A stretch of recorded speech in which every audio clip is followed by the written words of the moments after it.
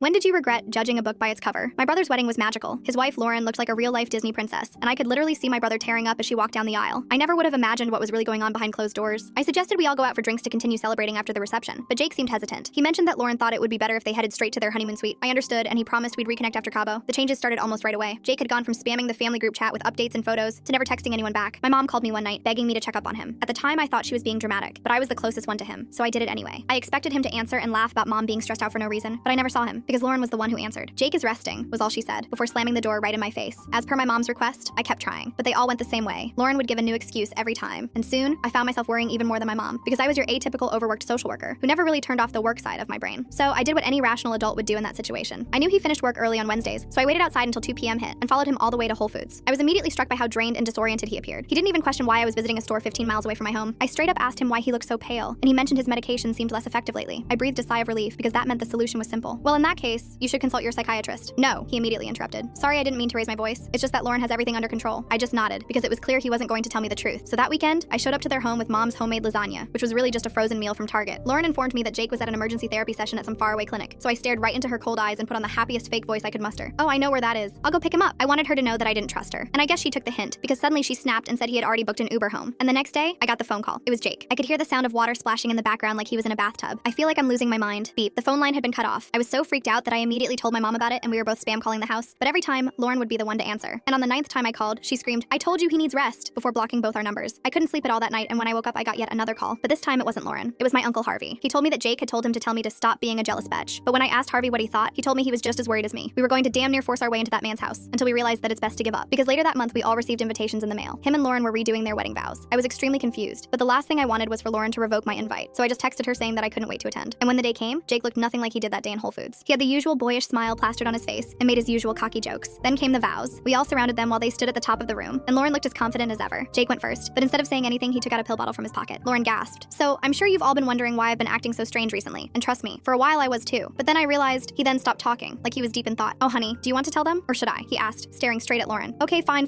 I'll tell them. Lauren here has been replacing all my medication with placebos, so my entire life has been haunted by my schizophrenic psychosis spells every single day." The entire room went so quiet you could hear a pin drop, and in a moment of quick thinking, Lauren walked right up to me and slapped me in the face. "I know you put him up to this, you barren bitch." My brother pulled her off of me, and my Uncle Harvey was a police officer, so she ended up being charged with 3 years in prison, and my brother was finally set free from her evil little gremlin hands. But what I didn't anticipate was the jails being overcrowded, and her being let out on good behavior after just 2 weeks in a cell. Because for the entirety of her stay, there was just one thing on her mind: getting revenge on me. Full story on channel, linked below.